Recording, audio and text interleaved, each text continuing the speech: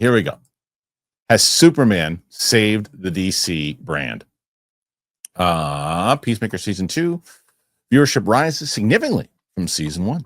Most fans seem to agree that Superman has restored faith in the DC brand after a series of disappointments from Warner Brothers, and early viewership figures for Peacemaker suggest it's also benefit.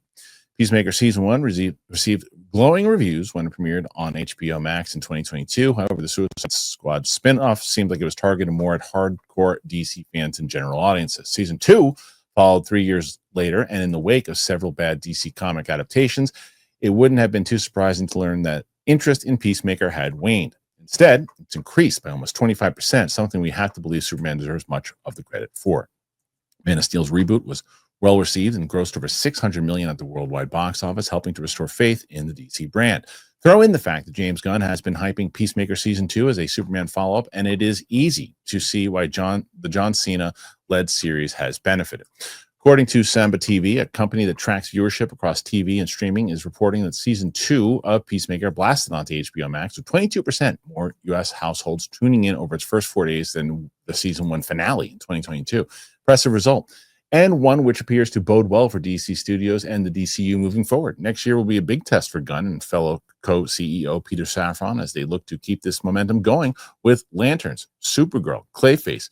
Gunn oversaw those but didn't write or direct any of them. Back to Peacemaker and its importance to the wider DCU remains to be seen. If nothing else, it's established that the multiverse still exists. Even so, we wouldn't bank on any DCEU crossovers being in the works. Okay, so when we see this and we are, you know, this is essentially the DC movie news I got with me here with Mike and Roxy. Roxy, we didn't have a chance to speak about Peacemaker last week. I know you brought it up on the show, obviously, with Steph on Thursday, and it was one of your picks, but I hadn't seen it at that time. I have now seen episode 1. And what do you think about this? Do you think that it is because A, Gunn has been promoting a lot, B, the Superman release maybe on digital helped it? What are your thoughts of this story overall? It's exciting to see a second season. Oh, that's not. Hold on a second, Rox. I got it. I don't. Give me a second. As these shots are not set up. Yep. Hold on.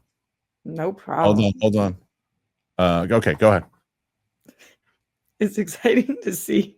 Let me organically say this again. It's a good question, Kristian. Yeah. It's exciting to see the second season of a show perform better than the first. We've been getting a lot of the opposite of that. And as a TV girl, this is awesome. Also, as a former host of DC Movie News, it's always fun to be on a DC heavy show when I'm with Mikey on the show. So I'm curious to hear his thoughts too. But I think that, yeah, of course, that has to do with it. I think that one of the things that Gunn is doing extremely well, as he's doing many things very well, is really making the DC must-watch TV, and making Peacemaker must-watch TV. Does it overlap with Superman a ton? Not really. But it's very clear, and I think I'm on episode 4 at this point. It's very clear that this is a big part of his universe that he's creating, and he's bringing in characters and tying in the world and explaining what the vibe and the energy and the players and the tools in the sandbox are. So, especially with Superman coming out on digital, which I think beforehand I didn't think was the smartest idea, and afterwards it seems as if I was wrong. Right. Yeah. It seems like the move. It does seem like the move was and because it didn't hurt box office. I understand why everybody was saying. I understand where your point of view was on that. I understand where Corey's point of view was on that. But I think the strategy behind it actually did pay off, Mike, because it's like, okay, it didn't hurt Superman's box office at all. It passed 600 million. They're happy with that, and it was also the ability, because of the digital release, you got more press, and because of that, James Gunn, when he's doing press for digital for Superman, he's also doing press for Peacemaker, so it scratches back. Plus, now the ratings have been up. So, what do you make of this? As DC fan, DCU, you got to be encouraged, right? And I'm going to hit your single shots. Possibility, I got to add you. So, hold on. I know that you've heard of Viagra. I know you've heard of Cialis. You probably even tried them. But if you're looking for something beyond the usual pill, Rougiette Ready. If the usual pills are not doing the trick, Rougiette Ready, it could be the answer. It's a 3-in-1 formula and it dissolves under your tongue. It absorbs fast. You'll be ready in just 15 minutes on average, not hours, and it effects can last up to 36 hours. If you want proof, over 150,000 men have made the switch, and you can read their customer reviews right on the site. Getting started is simple. Rougiette connects you with a board-certified doctor, 100% online, and if you're prescribed, treatment ships quickly to your door. Now connect with the provider at rougiette.com/Kristian to see if a Rougiette-ready prescription is right for you. You can use that code Kristian to get 15% off today. That is Rougiette, RUGIET.com/Kristian. Use that promo code Kristian, get 15%. Head to Rougiette.com/Kristian. Use that code Kristian, get 15% off today. Use the code, support the show, and let Rougiette know that we sent you. Individual results may vary with prescription treatment. Compounded drugs are permitted to be prescribed under federal law, but are not FDA approved and do not undergo FDA safety, effectiveness, or manufacturing review. Please visit the Rougiette website for full safety information. Nope, gotcha. Look at that. So your question to me was, is it exciting? How are you feeling right now with how, because it's been like the up and downs for the DC fan right now. Right now. It's I guess maybe because I tend to dwell in the armpit of Twitter that my algorithm gets all the crap that I don't want to see, and so maybe it's tinged a little bit. But as a fan of this stuff, I'm just enjoying. I'm just loving what's going on. It's just exciting, and to see, it doesn't tie really into Peacemaker, but it does. Like, in a sense, it was, they mentioned the Rift and Luther and stuff like that, and Rick Flag. So it just kind of enhances it. Did you need to see Superman to enjoy it? Not at all. I'm torn on the opening. Oh, but I have to give it a couple more episodes before I make a decision on the opening, because that first opening was so good. But what I love about Peacemaker is it's just like, you don't know what you're going to get. Like, you're heartfelt one moment and then you're an orgy the next. And I'm just like, what's happening here? So my thoughts on it overall was, and I know Roxy, you had asked me last week, you said you're curious about what my thoughts were going to be after watching it, because you had watched it, obviously, with, I think, Greg and John, and there's different opinions between the three of you guys when you watched the episodes. So what I also am going to press, because it seems like sometimes people can't, they can't like really listen to things. So I'm going to say this again. When you criticize things that you like, which think you criticize something, even if you like it, it doesn't mean that you're now a DC hater. It means that there's certain things that you might like, and then there's certain things you're not. Because yesterday I talked about overall, I really liked the episode, but there were things that I'm going to tell you guys what I didn't like. And somebody, well, it looks like Roka's hated the DC is now transferring over to Kristian. And it's like, no, I'm telling you that I loved Peacemaker season 1. And Peacemaker season 1 was, to me, a great series of television. I loved it. I thought the humor was all just solid. The first episode, to me, there were a lot of jokes that seemed a bit forced. And the story itself was what I really enjoyed about Peacemaker season 2 and episode 1. I like the heart of it. I like where they're going with Harcourt. I love where they're going with Peacemaker.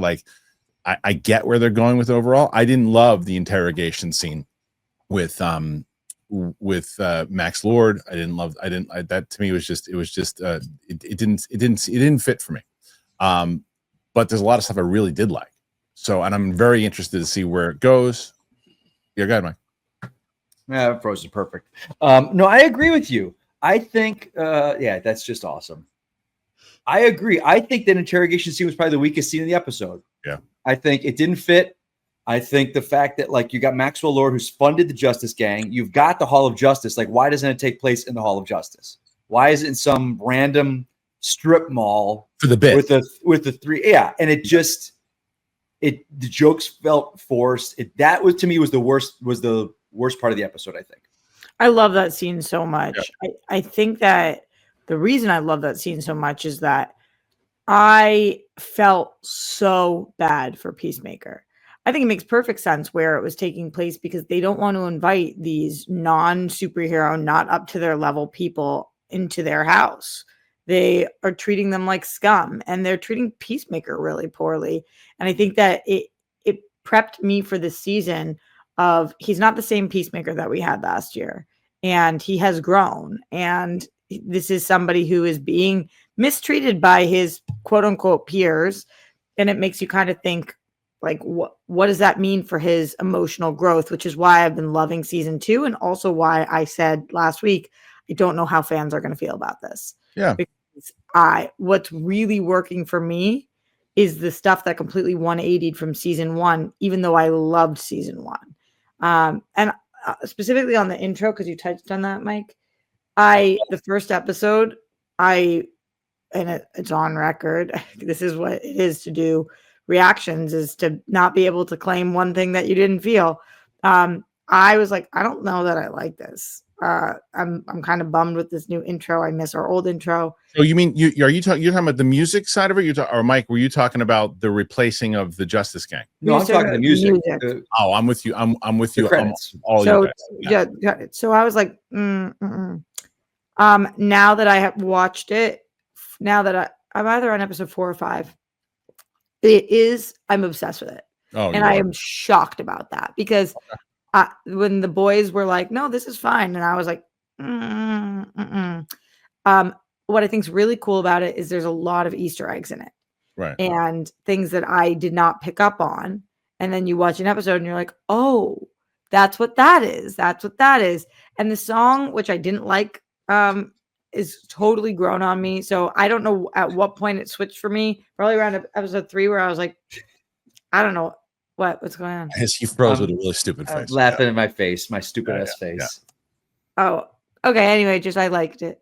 Yeah. And so, all right. So I'm encouraged by that, because everything that you said you felt initially is how I felt. I hate the song. I hate it. It's like, I loved the original song so much. Me too. And it worked with the rhythm of what they were doing. This seems so out of place. But and maybe from watching it, like you said, and because of Easter eggs and other things, that maybe I'll go, oh, and maybe I'll feel the same way that you did. But right now I hate it. I feel you. It was not for me at first either. I was like, oh, this is fine, but it's just not the same as the first one. And I do think that now this new one tonally fits the new season, which is completely different tonally than season 1. Yeah. And so that's the stuff I loved about this episode, was the heart of it. But like, the thing is, sometimes James Gunn does this, and he did it in Guardians too. And he does, sometimes he did it in Superman. Sometimes he just goes for the bit, when like I told you, the garage thing with Mr. Terrific, when he's waiting there. And I was like, that's just a James Gunn bit. And it's funny, but it feels like, okay, just added it. I'm like, we didn't need that right now. There's other times that, like when John Cena is coming up with all those different names of all those pop stars in all those different names in general in season 1. And I was like in the middle of this whole thing in the back and forth. I mean, this is brilliant. I love the way that, and it was a bit, but it just fit for the moment. I felt there was a lot of bits in that interrogation thing. I felt like the orgy was a bit, to be honest with you. The orgy was not my favorite part of it either. I don't think it was. It was like, hey, let's show a bunch of dicks and people fucking and everything too. And it's like, we get it that the show can go there. We get it. But that wasn't the stuff that worked for me. The stuff that worked for me was like him seeing his brother, the stuff with Harcourt, the scene with her when he's like, when she's being interviewed about her being toxic masculinity, and she's like, I have a vagina. Like, that's the stuff to me that's funny. Like those types of things, like in the moment and not just going for the bit. And so I really liked the episode. I was just like, all right, let's just hope let's not get over. Let's not say, well, this is where we can go, so we're going to go here just to do it. Does that make sense? Completely. The orgy stuff actually ends up making. I felt better about it in later episodes, because it ended up being more relevant. When I thought they were just throwing it in. So I do feel like even things that kind of irked me early on have paid off later, which I appreciate. But to your point of the bits, I think there's going to be some stuff about this season you don't like. There are every episode, there's at least like 2 of just 4 minutes, 2 minutes of back and forth. Right. I'm listening to you, but I have to do this, but I'm listening to you. No, that was it. Yeah. That was the whole thing. Okay. I am looking forward to seeing how that maybe one of those bits just really lands for me. I'm like, it was so funny enough, I don't really care. That's kind of what happens to me sometimes, Kristian. Like, especially there's a lot of van scenes in this in the first few episodes, and every time we go into a van, I'm like, okay, buckle up, Rox, because this is going to be back and forth bits, and some of them are really funny, and then I'm more tolerant of it, and some of them I'm like, let's get to it, let's Right. go. Right. But Okay. it's never that long. I just think that will probably be something for you the whole time. Okay. Well, look forward to seeing it. Looking forward in general to see how they're working with it. Clearly, they are doing some stuff here and it's working 25% over the finale. So what do you guys make of Peacemaker season 2? Put your thoughts in there. Let us know. Do you think that Superman has helped it along? We want to know.